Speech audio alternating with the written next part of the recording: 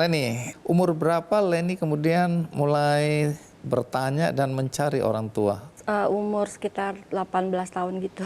Oh, jadi ini masih dalam masa-masa penderitaan ini Iya, ya? betul. Atau sudah mulai... Masih. Oh, masih? Masih, karena itu saya pengen banget, siapa tahu bertemu orang tua bisa merubah hidup saya. Oke, akhirnya Leni cari. Iya. Bisa cerita masa-masa pencarian itu? Waktu saya keluar dari tempat yayasan itu, saya kan bawa satu fotokopi akte lahir saya yang saya punya. Oh, ada ya akte lahirnya Akte ya? lahirnya ada, tapi bukannya asli. Pernah saya punya fotokopi. Nah, itu ada alamat di sana. Karena saya penasaran, merasa hidup saya sangat tidak berarti pada saat itu, tidak jadi apa-apa, akhirnya juga tidak disekolahkan. Kayaknya meaningless banget hidupnya, dan saya nggak mau seperti itu. Saya pikir saya coba cari orang tua saya, siapa tahu bisa mengubah hidup saya. Siapa tahu orang tua saya bisa membawa saya masuk dalam hidup yang lebih baik. Seperti itu, pasti harapannya seperti itu kan anak-anak. Habis itu saya cari, akhirnya saya nekat ke Cirebon. Dan pada saat itu saya tiba di sana, saya cari tukang beca pokoknya. Terus saya bilang sama tukang beca, saya mau ke alamat ini. Terus tukang becanya baca, dia tanya, ini mau cari siapa? Saya bilang mau cari papa saya.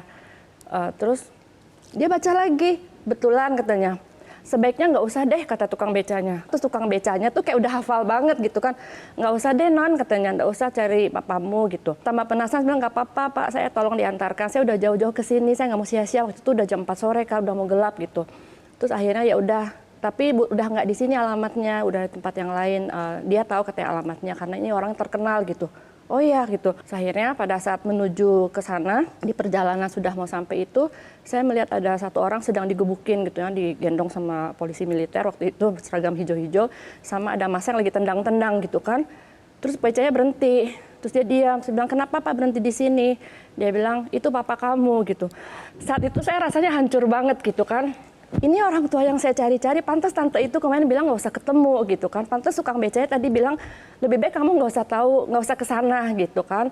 Karena ternyata emang Tuhan memperlihatkan saya langsung di hari itu bahwa itulah papa saya, itulah yang kamu cari, yang digebukin itu, bahwa dia adalah apa ya istilahnya, suka grecokin orang, suka minta-minta uang, kayak preman lah istilahnya seperti itu, tanda kutip ya seperti preman, dan udah bolak-balik keluar masuk penjara. Saya dengar dari tukang becanya akhirnya dia banyak cerita gitu.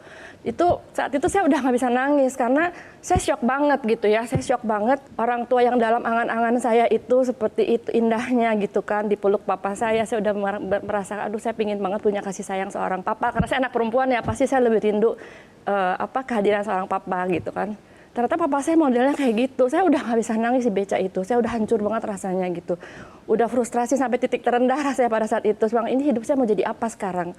Seperti itu. Jelajahi cara baru mendapatkan informasi. Download Metro TV Extend sekarang.